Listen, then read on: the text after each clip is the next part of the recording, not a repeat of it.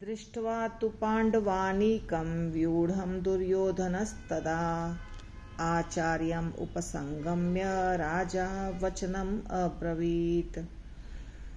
पहले अध्याय का दूसरा श्लोक।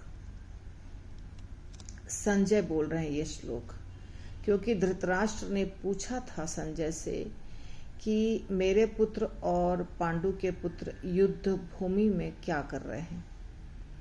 तो संजय बता रहे हैं कि दृष्टवा तु पांडवानीकम।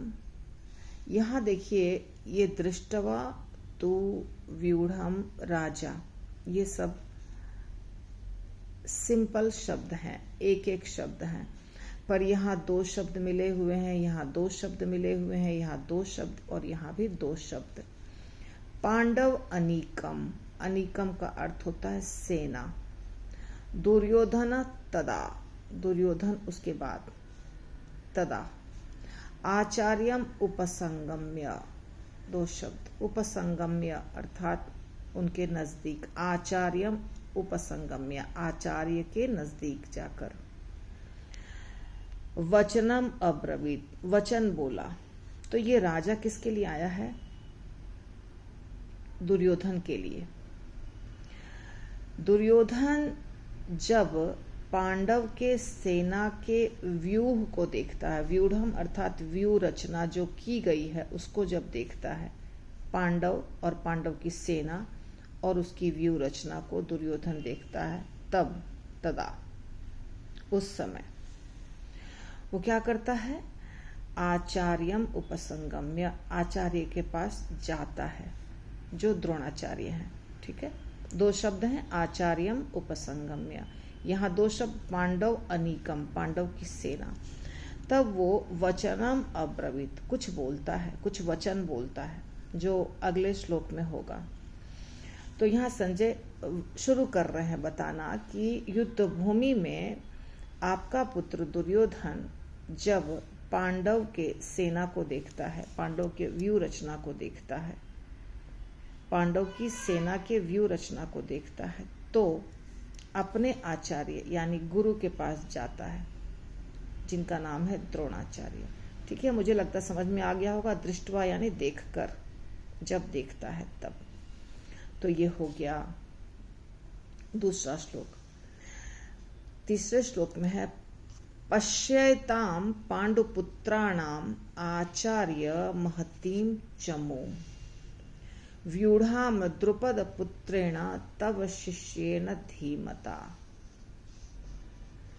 कहता है दुर्योधन, पश्यताम, देखिए, पांडुपुत्राणाम, पांडु के पुत्रों को, सिंपल है ना, पांडुपुत्राणाम। अब ये पुत्र यानी एक पुत्र, पुत्राणाम अर्थात पुत्रों, प्लूरल, बहुवचन। पांडु के पुत्रों के क्या कह रहे हैं? पांडुपुत्राणाम आचार्य, हे आचार्य, पांडुपुत्राणाम आचार्य, हे आचार्य, ये दुर्योधन को। महतीम चमूम, महतीम यानी बहुत महान, विशाल। अब ये चमूम का मतलब भी सेना, जैसे हमने वहां देखा था अनीकम, उसका मतलब भी सेना था, और यहाँ है चमूम। तो एक ही शब्द अलग अलग, जैसे इंग्लिश में भी होता है ना, एक ही मीनिंग के बहुत सारे शब्द, वैसे संस्कृत में भी होता है। और व्यूढ़ाम का मतलब व्यू रचना, व्यू या व्यवस्थित, यानी अच्छे से ऑर्गेनाइज्ड। जो सेना थी उनकी अच्छे से ऑर्गेनाइज्ड थी। द्रुपद पुत्रेणा, द्रुपद का पुत्र, द्रुपद पुत्रेणा, द्रुपद के पुत्र के द्वारा, जो पांडव की सेना में द्रुपद का पुत्र था, उसने पांडव के सेना की अच्छे से व्यू रचना की थी, अच्छे से सजाया था। तब शिष्य न धीमता, जो आपका ही शिष्य है, तुम्हारे शिष्य द्वारा। तो कहते हैं, हे आचार्य, पांडु पुत्र के विशाल सेना को देखें, है ना। पश्यताम पांडुपुत्राणाम आचार्य, हे आचार्य। महतीम यानी बहुत विशाल, चमूम। पश्यताम पांडुपुत्राणाम आचार्य महतीम चमूम, जिसे व्यूढ़ाम द्रुपद पुत्र न, जिसे आपके बुद्धिमान शिष्य द्रुपद के पुत्र ने इतने कौशल से व्यवस्थित किया है, बहुत अच्छे से सजाया है और आपका ही शिष्य है। यही पहली बात है जो दुर्योधन ने बोला अपने गुरु से, द्रोणाचार्य से। ये 3 नंबर श्लोक है। तो दुर्योधन ने अपने गुरु द्रोणाचार्य को बताया कि आपका ही शिष्य है और द्रुपद का पुत्र है, जिसने इस सेना को बहुत अच्छे से सजाया है, जिसका नाम धृष्टद्युम्न है, जो श्लोक में नहीं बताया है, परंतु ये देखिए यहाँ प्रभुपाद ने परपोर्ट में धृष्टद्युम्न की चर्चा की है। तो धृष्टद्युम्न नाम था द्रुपद के पुत्र का। तो 3 श्लोक में दुर्योधन कह रहे हैं, अत्र शूरा महेश्वासा भीम अर्जुन समायुधि युयुधानो विराटश्च द्रुपदश्च महारथ। तो अभी इस श्लोक में 3 बड़े बड़े नाम हैं जो अर्जुन और भीम के सिवाय, अर्जुन और भीम तो यहाँ हैं ही, पर उनके सिवाय 3 और बड़े बड़े नाम हैं, युयुधान, विराट और द्रुपद। तो इस श्लोक में दुर्योधन ये बता रहे हैं द्रोणाचार्य को कि देखिए यहाँ कितने बड़े बड़े योद्धा हैं। महेश्वासा, महेश्वासा यानी महाईशु आसाह, महान धनुर्धर। अत्र शूरा, शूरा का मतलब होता है वीर। हाँ, शूरा, शूरवीर, आपने सुना होगा, शूरवीर है, बहुत बड़ा योद्धा है। तो अत्र का अर्थ है यहाँ। ये शब्द कई बार आएगा, अत्र, यत्र, तत्र, ये सब शब्द कई बार आते हैं। तो अत्र शूरा महेश्वासा, बहुत बड़ा धनुर्धर, महेश महान, महाईशु आसाह, महान धनुर्धर। कितने महान धनुर्धर हैं? तो 5 का नाम लिया है।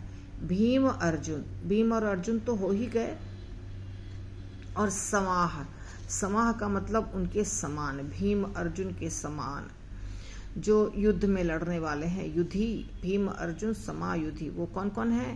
पहला युयुधान, दूसरा विराट और तीसरा द्रुपद, द्रौपदी के पिता थे द्रुपद। तो ये सब बड़े बड़े धनुर्धर हैं जो इस युद्ध में लड़ने वाले हैं। अगले श्लोक में भी योद्धाओं के ही नाम हैं। धृष्टकेतु, चेकितानः, काशीराजश्च वीर्यवान, पुरुजित, कुंतीभोजश्च, शैब्यश्च, नरपुंगवः। तो एक है धृष्टकेतु, दूसरा है चेकितान, तीसरा है काशीराज, काशी के राजा, और वो क्या है? वीर्यवान, अत्यंत वीर हैं, अत्यंत शक्तिशाली हैं। फिर है पुरुजित, फिर है कुंतीभोज, और फिर है शैब्य। नरपुंगवः, नरपुंगवः मानव समाज में वीर। ये सारे जो योद्धा हैं ये सब बहुत बड़े बड़े योद्धा हैं। यहाँ इस श्लोक में और कुछ भी नहीं है, सिर्फ नाम है। धृष्टकेतु, चेकितान, काशीराज, कुंतीभोज, पुरुजित और शैब्य, ये सब महान योद्धा हैं। वीरों के ही नाम इस श्लोक में भी हैं। युधामन्युश्च विक्रांत, उत्तम मौजाश्च वीर्यवान, सौभद्रो द्रौपदेयाश्च सर्व एव महारथाः। महारथा मतलब बहुत बड़े वीर, रथी और महारथी। महारथी आप सुनते होंगे, ऐसे भी कहा जाता है इनको बहुत महारथ हासिल है इस चीज में, यानी बहुत एक्सपर्टीज है। तो महारथा जो बड़े रथ पे बैठते भी हैं और जो बड़े शक्तिशाली भी हैं, उनको कहा जाता है महारथा। तो ये सब महारथा हैं। कौन कौन? पहला है युधामन्यु। अब ये जो च होता है ना, ये कैसे होता है देखिए, युधामन्यु, युधामन्यु मतलब ये 2 यहाँ बिंदी रहता है ना, उसको कहा जाता है। और बाद में च का मतलब होता है एंड, और, तथा। तो युधामन्यु और च जब जुड़ता है आपस में, दो शब्द च के साथ एक और शब्द जब जुड़ता है तो ये श चला आता है। युधामन्युश्च, युधामन्यु नाम है, उसके बाद और है, और कौन कौन है, तो ये दो शब्दों को जोड़ा गया है। युधामन्युश्च, युधामन्युश्च। आगे भी देखेंगे तब धीरे धीरे समझ में आ जाएगा। उसके बाद विक्रांत, उसके बाद उत्तम मौजा। देखिए यहाँ भी फिर से च, उत्तम मौजाश्च, उत्तम मौजाश्च। उत्तम मौजा नाम हुआ और च हुआ, तो यहाँ जब ऐसे ये देखिए विक्रांत है ना, इसी तरह नाम के आगे बिंदी रहता है दो। तो उत्तम मौजा ऐसा बोला था, ह है ये ह, उत्तम मौजा। और च, इसके बाद च होता है, उत्तम मौजा। अभी आप देख सकते हैं यहाँ होगा शायद, यहाँ देखिए च। तो उत्तम मौजा च, जब ये दो शब्दों को जोड़ा जाता है तो ये उत्तम मौजाश्च, ये श बन जाता है। ठीक है, ये श है, उत्तम मौजाश्च। तो ये और, ये और, ये और, युधामन्यु और विक्रांत, उत्तम मौजा और, ऐसा। तो इंग्लिश की तरह यहाँ नहीं होता है। यहाँ पे ये जो च लगता है ये आगे पीछे इधर उधर कहीं भी लगा सकते हैं। संस्कृत में राग के अनुसार, रिदम के अनुसार ये लेटर्स और वर्ड्स फिट होते हैं। ऐसा नहीं है कि ये पीछे ही रहेगा, ये आगे ही रहेगा, ऐसा नहीं होता है। तो विक्रांत के बाद भी च लगा सकते हैं, विक्रांत के पहले भी च लगा सकते हैं, यानी कि युधामन्यु के बाद लगाया, विक्रांत के बाद नहीं लगाया, उत्तम मौजा के बाद लगाया, तो ये डिपेंड करता है। तो देखिए 3 योद्धा यहाँ हो गए, युधामन्यु, विक्रांत, उत्तम मौजा। ये सब वीर हैं, बहुत बड़े वीर्यवान, बहुत बड़े वीर हैं। सौभद्रो, सुभद्रा का पुत्र, यानी सुभद्रा का पुत्र जब कहलाएगा, पुत्र के लिए जब बात होगी तो सौभद्रा हो जाएगा, सौभद्रा, सौभद्र देखिए। और सौभद्रो ये संस्कृत है, इसमें ऐसे होता है सौभद्रो। और फिर द्रौपदेया, द्रौपदे, द्रौपदेयाश्च, सेम जैसे यहाँ श्च, चंद ये बिंदी रहता है, बाद में च हो जाता है। ठीक है, द्रौपदेयाश्च यानी द्रौपदी के पुत्र। देखिए द्रौपदी के पुत्र च, च मतलब हमेशा। अब यहाँ सर्वे, सर्वे को मिला के बताया जा रहा है, इसीलिए सर्व यानी सभी, सभी। एव यानी वही, एव का मतलब होता है निश्चय ही, पक्का। व्हेन वी प्रेशराइज एनीथिंग, इस पे हम जब जोर डालते हैं एव तो होगा ही। द्रौपदेयाश्च सर्व एव महारथा। तो इस श्लोक में बता रहे हैं ये सब महारथी हैं, युधामन्यु, विक्रांत, उत्तम मौजा, सुभद्रा के पुत्र और द्रौपदी के पुत्र, ये सब यहाँ हैं और ये सब बड़े बड़े महारथी हैं। ठीक है, तो इस वीडियो में इतना ही।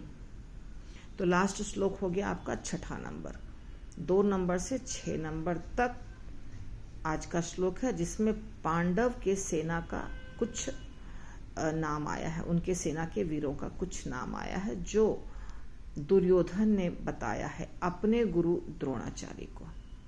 हरे कृष्ण।